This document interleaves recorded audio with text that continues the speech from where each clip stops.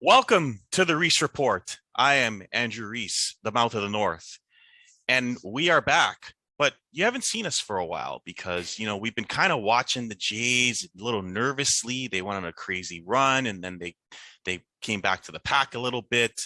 And the last time we were here, we were talking about their awful bullpen.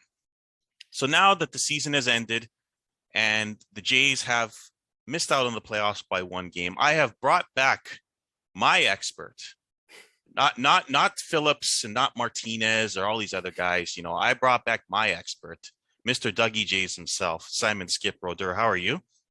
I'm doing all right. How are you? I'm great. So we're gonna do this recap with Mr.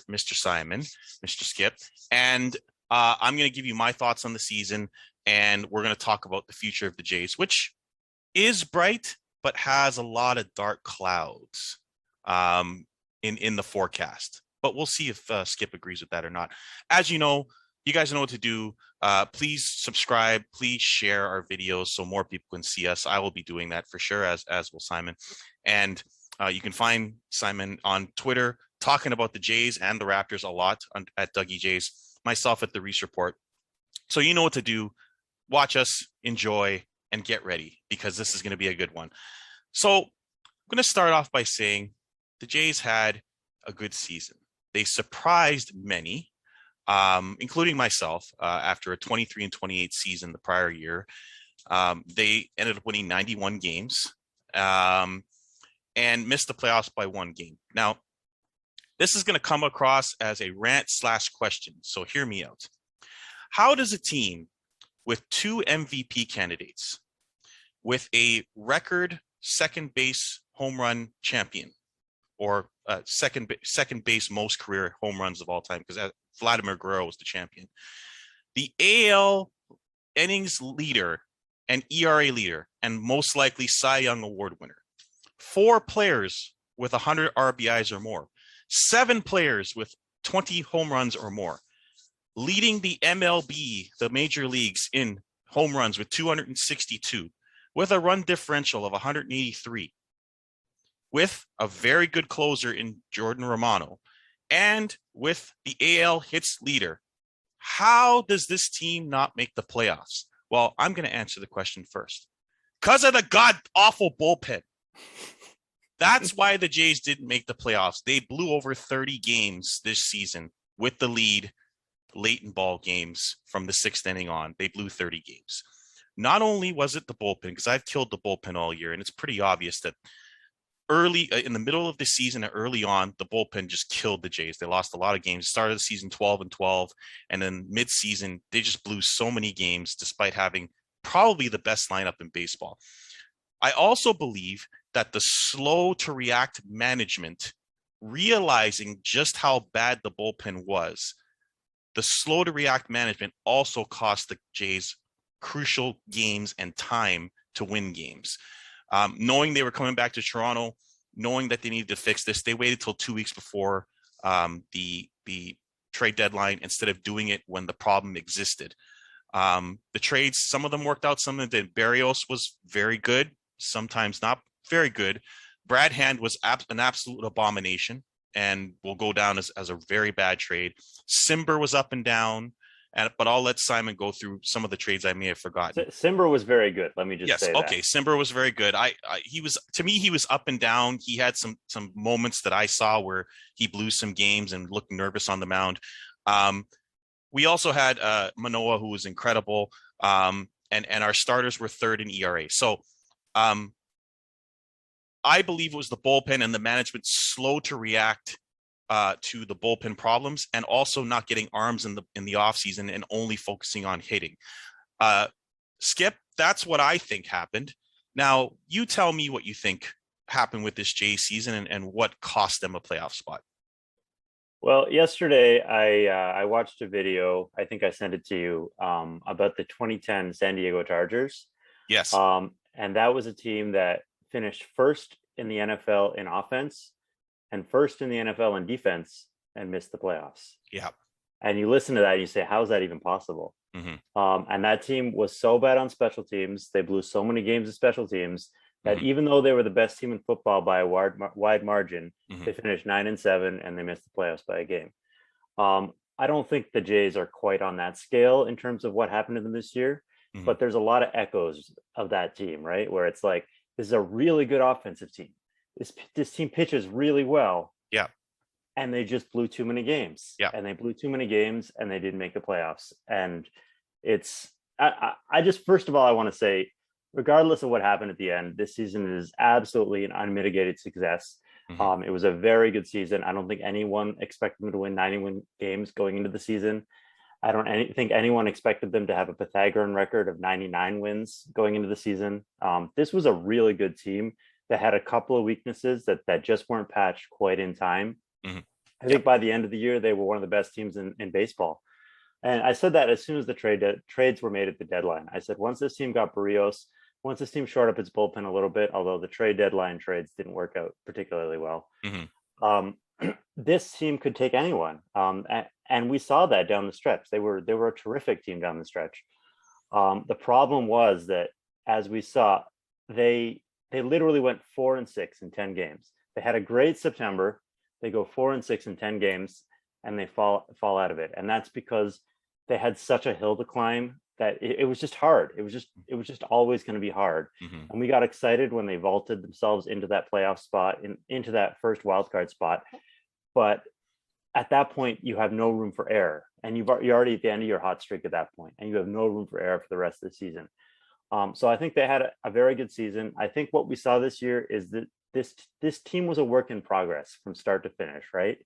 I don't think in April we knew what we had in Robbie Ray and Marcus Simeon. I don't think they knew what they had in Vlad. Um, they were playing Kevin Biggio at third base. Kevin Biggio is not a third baseman. He's kind of a guy that maybe you throw in there for 2 innings at the end of a game at most. Mhm. Um, it and Santiago Espinal ended up having a great season at third base. And if they'd been playing him at third base from day one, then who knows what happens? I mean, you can go back through the games. You can say, "Oh, remember that game in May where Tyler Chatwood walked 6 guys and they lost the game? Remember that game last week where Robbie Ray gave up 4 homers to the Yankees and they lost that game?" That's the thing. This team was so close. It was literally one game, and I don't think you can really say much to that other than, let's run it back next year. Let's hope for a few more breaks. Let's try and clean up the issues in the bullpen a little bit. And I think they've already started to do that. Mhm. I think this team was assembled on the fly. That's the thing you got to understand, is this team, as it sort of came together throughout the season, you saw that the Ross Atkins, Shapiro management team start to bring in the pieces that they needed, start to fix the holes. It's just that you can't take back those losses you had in May. You can't take back the losses you had in April. So I do think they were proactive in fixing the problems. I just think um, it was hard to know exactly where the team stood, and by the time they'd kind of resolved other problems and become this really amazing team, it was just a little too late. And I think it's a great sign for next year. I don't think there's anything to be ashamed of. I think this team deserved better, but I think they gave it their all. So now that we look on to next year, I have some questions. Hyunjin Ryu had a very average season. He's on there at 32 years old after Tommy John a couple of years ago for another 20 million. I was very, very concerned with how he ended the season. Um, I don't think you can expect Steven Matz to get you another 14 wins. I think that was a little Well, lucky, he's little a fool's he's a goal. free agent. He's a He free agent as so well. he Yeah. he's a free agent. Robbie Ray is going to command a massive salary after most likely winning the Cy Young, despite being a two-pitch pitcher who gave up pretty much, blew the last game for us. And you still need to fix your bullpen. And Marcus Simeon has basically come out and said, "I want to play second shortstop where Bichette is, who's not the best defensive player."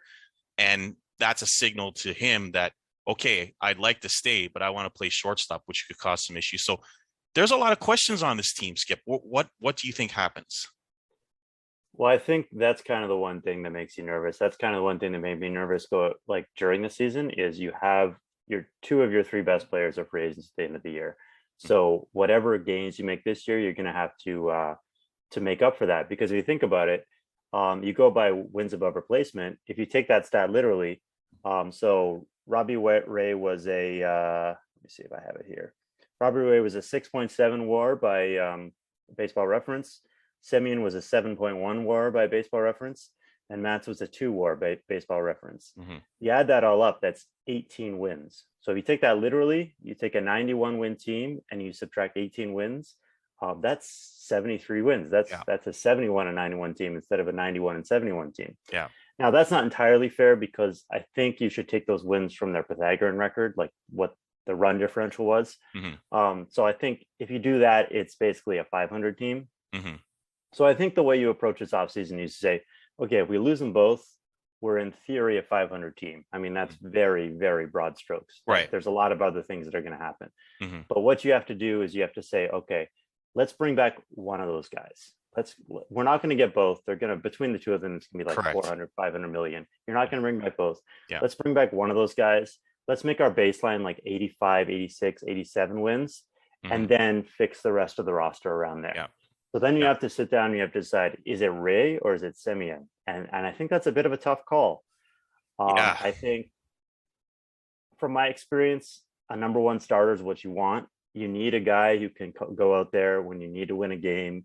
You need to have someone to pitch like the game one in the playoffs or the wild card game, which is going on right as we're filming this. Actually. Yes. So you need that number one starter, and that's really key. But the thing that worries me about Robbie Ray is he came here last year with major control issues. Right. And we've seen pitchers who have control issues. That tends to be a career-long thing. You don't really necessarily solve that overnight. I look back at Aaron Sanchez. He had 1 year where he got his control he got his control together, and he won an ERA title. And then the walks came back the next year, and he kind of fell off. And now it's like 4 or 5 years later. He's not even that old, but he's barely in the league at this point. Yeah. So that's why I'd be a little bit concerned about throwing a huge contract at Robbie Ray, because hey, like what if he loses control next year? And just as a pitcher, I mean, pitcher injuries are scary. Pitchers don't always age particularly well. You throw 5 years at Robbie Ray. What if he needs Tommy John surgery next year? I mean, then you're losing 2 years of that contract right off the bat. Yeah. So that's a big concern for me, is going after a pitcher like that. But then with Semien, you have the other concerns. You have, does he want to play shortstop? He doesn't have as much necessarily a connection to the city. I mean, he probably does coming down the stretch here, but he definitely came here as a pillow contract. He was totally a mercenary. He was like, I'm going to go get my money. I just need to prove that I'm a pretty good player. But you look at Semien, and man, that guy's good. Like, he had an amazing year this year. He had a great year in 2019, and he had a bad year in 2020. But the funny thing about that is, if you look at his overall career arcs, he always has a bad first month of the season, and then he has a great 5 months. So last year was only 2 months long. So he had a bad first month, and that was half the season.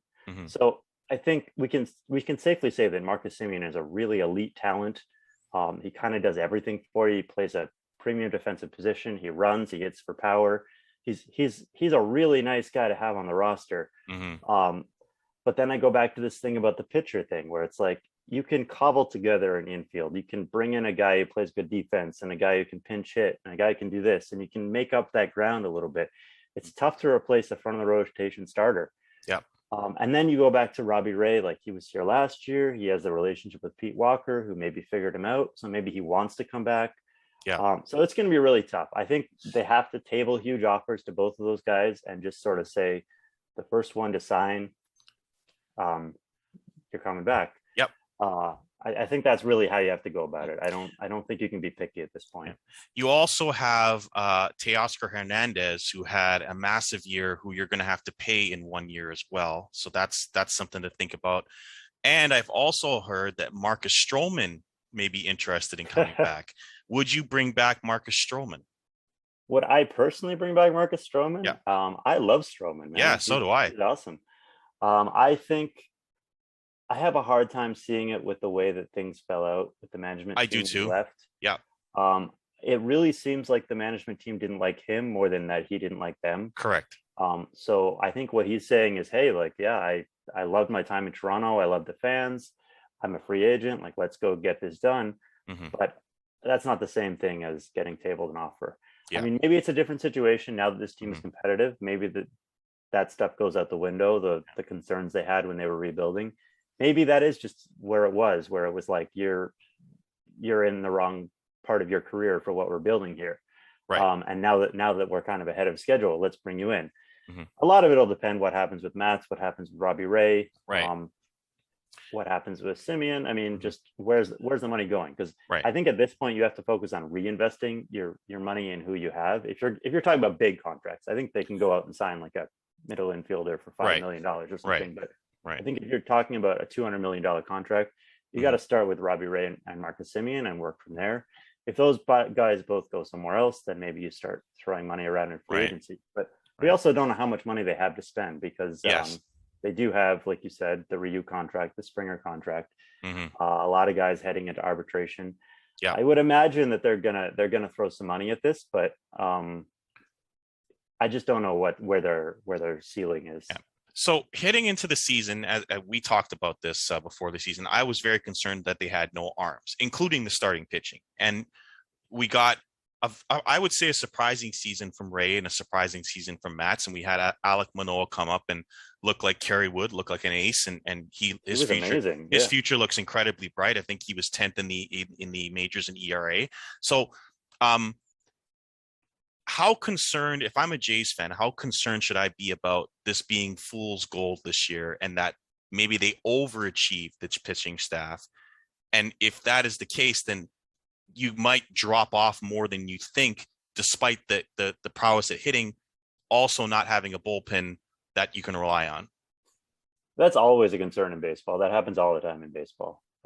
Guys will just not perform up to their level. Someone will get hurt. Someone will just be a little bit off, lose their release point or something. So I think it's definitely a concern. I think the fact that they had 4 really good starting pitchers this year plus Hyunjin Ryu makes me feel pretty confident that they can build a solid rotation next year, especially if they can bring back Ray or bring in somebody else. Right. I don't think you can rest on your laurels and say, all right, we're settled. Like, you're Right. losing Robbie Ray, you're losing Steven Matz. Mhm. I'm also concerned about Hyunjin Ryu and if he's maybe entering the tail end of his career or if he's just maybe nursing an injury that he's not telling anybody about. Right. So there are concerns there for sure. I think the criticism about the arms this year was a little bit unwarranted. I think they did go out and they did get guys. They just got guys who had injury histories. They got guys who were a little bit of The hit or bullpen you're miss. speaking of. The bullpen, yes. And that's honestly what they did in the rotation too. I mean, Yeah. Steven Matz came here off like a 7 ERA last year or Correct. something. Yeah. And he had a great year with Pete Walker. So Yeah. sometimes that stuff works out. Mhm. But if you're taking those risks, some of them are gonna flame out. And for the Jays, unfortunately, it was just all the relievers they took risks on flamed out this year. So I think they have good strategy going forward. I trust this management team. I think we can stop saying we don't trust this management team. I think they know what they're doing. Yeah. They built a contender in Cleveland. They built a really good team in 4 years. Like, that's a really fast turnaround to build a contender. This team was in the ALCS in 2016, and there's not a single player left on the roster from that team. So that's a really quick turnaround. This is a really good core group that they have right now. It's just going to be about how they bring it forward and how they consolidate the rotation and the bullpen and do it kind of on a budget. Yeah, I think that's why you can't bring back both Simeon and Ray, because you got to spend some money in that bullpen. I just don't. Prospect capital as well. Yeah. Right. Do you think, God, what's the prospect's name? The big one we have that was in the bullpen at the end of the year. Pearson. Is he a starter? Or is he going to be a bullpen guy? Is he going to be a bullpen guy for them? Can he be a bullpen guy for them? They want him to be a starter, but I say forget that. Yeah. Next year, bring him in, try to make him an 8th inning guy. Yeah. He doesn't have enough pitches. He doesn't have control. You can try and get that under control for an inning at a time. I don't think you want to force it for 5-6 innings at a time. I think he could be a solid bullpen piece for this team. I think if I was going into the offseason, I would be going after maybe one big bullpen piece, one guy that you One sort of flamethrower. you see his name and you say like this is a lockdown eighth inning guy or something, Right. and then consolidate that with a couple more of these thrifty pickups like your Simbers, your Right. Richards, somebody who's like you have to give something for him, but you don't necessarily have to pay the farm. Right.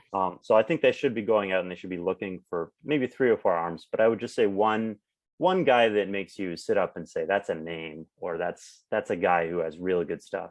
Mm-hmm. But we'll see what they Yeah. can pull together. I mean, you have to give something to get something. You spend money or trade prospects, and I don't think they want to gut the farm just yet. But I think it's time to go out there and fix the major. It's time to team. try to win. It is kind of amazing this team finished fourth. But when you have a 183 run differential and you finish fourth and don't make the playoffs, fourth place team ever. Let me just say that. You know that it was the bullpen. Like their hitting was good, their pitching was excellent. There's nothing else to say other than the bullpen. But I will add this before we go. How much did not playing at home the first couple of months factor in? If they had played in Toronto the whole season, are they second, at the very worst second, or winning the division? I mean, I don't want to jump to hypotheticals too much, but I think you can easily say that. I mean, their record was way better at Skydome than it was at either Dunedin or Buffalo. Correct. Yep. I think there's a lot of ways that you can look at that and say, yeah, if they had the fans behind them, they would have been able to get this done. Mm-hmm. If they weren't stressing out about moving and blowing a couple games here and there. I mean, it was one game, like just one. If they lost their last game in Buffalo because they were thinking about moving to Toronto or something, like that's all it would take.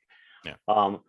So I definitely think you can say that probably had an impact. I don't know that we can measure what that impact was. I don't really know what it was, but I think in theory, I mean, to be fair, they were a better team by the time they came back to Toronto than when they were playing in Dunedin. Right. That was a totally different team, and that was a better team. But to say that they wouldn't have been able to steal a couple more games that they were playing at home, like I think it's a little ridiculous. It's kind of sad that they're not playing in this game today, but that's how it goes, right? I mean, you could even say if they brought Manoah up sooner, right? Yeah, you could say that. Right? You could say that because we were talking about Manoah, and I was saying to you, it's like, okay, before they got Barrios, it's like Manoah's sitting there. You're struggling a little bit middle of the year. Why isn't he up? And then they eventually brought him up, but maybe slightly too late. Was they only lost 4 of his games all year or something? Yeah, like that's pretty impressive, right? And the crazy thing is, he's not even going to be in the Rookie of the Year conversation. No, it was a crazy good rookie class this year because he had an incredible rookie season, but we're basically dealing with 2 years worth of rookies this year, and there's a ton of big rookies out there. So yeah, he's not going to win it, but he had an all rookie season for sure. Yeah, we're coming to the end of our show here, but I don't know how Tampa Bay does it. I look at that roster and I look at their pitching, and they lost Glasnow, and I just don't know how they do it. They won over 100 games, and I have no explanation for you. I look at them and I say the Jays should be able to. They have such a better team, but they're 9 games below them or something, and baseball doesn't make a lot of sense to me sometimes. And the only thing that made sense to me this season is the Jays had no bullpen. Outside of Jordan Romano, their bullpen sucked. Because if you look at everything else, did get better. They were great. It did get better throughout the season, but it never became a lockdown bullpen. Yeah. It is hard to believe this team didn't make the playoffs. It's when you look at everything but the bullpen, it's unbelievable. But hopefully Mark and Ross can fix it. Yes, I have not been fans of Ross and Mark, but they have proven me wrong. Certainly the George Springer, had he been healthy the whole season, we could be having a totally different conversation, because when he did come back, he was the hottest hitter in the league. And then in September, he kind of got hurt again and really had a slump towards the end of the year. And so that may have cost him. Like, there are a lot of factors, and certainly having Springer the whole season may make Simeon expendable. We don't know, but there's a lot to look forward to, and also a lot that we don't know coming up. So certainly a great season. Just very disappointing that you blow over 30 games that you had in your hands, especially with that lineup. And believe me, there were a lot of games too where they blew it and the Jays came back to win, aka Oakland, when they were up and then down and then came back with 5 runs and won. Like, So it was This even this more than we realized. this team is better than Boston and New York. But let's not forget how many times this season was over. We called the season over like in August, and Yeah. then they had the big comeback against the Red Sox. We called it over at the end of August, and then they have the big comeback against Oakland. Yeah. And then we called it over again in the last week of the season, and then there they were on the last day of the season. If the Nationals hold that lead, then we're playing today, maybe. So, Yeah. yeah, When the Yankees won 15 in a row, I thought it was over. And then they tanked and the Jays swept them and swept Oakland. And I was like, wow. And you even had Seattle in there. And I'm looking at Seattle like, how the heck did Seattle get in there? It's like, you look at the that's Jays what and a it's race like, is. That's what a race yeah, is. I It's mean, just no one has the advantage. It's just who's standing at the end, and that's I what mean, it was. comparing the teams, it's hard to believe. Like Chris Sale choked the last two games and they still made it. It's just, Give the season 3 more games, and there would be different teams in the wild card game. yeah, Like just yeah, because someone else would have pulled ahead. Like yeah, that's all it was. yeah. Like So that's our show, guys. That's our Jays recap. I'd like to thank Skip for coming on the show. He's our Jays reporter. We were going to have a few more shows this year, but we just wanted to sort of feel it out. He's going to be back for the Raptors, which I am looking very, very forward to. There's a lot of excitement about Scotty Barnes, our number 4 overall pick. And you know me, I'm very excited about OG. Skip, not so much, but we're gonna come back to that topic through in this first month, I'm sure. So believe me, I'll have Skip back on. He's gonna do his show to the point with his boy, Mr. King himself. Shout out to Brian. We will be back for that as that season gets underway. But until then, I'm Andrew Reese, the Mouth of North. This is Skip Simon Broder. I will see you on the next Reese Report. Thank you for joining us.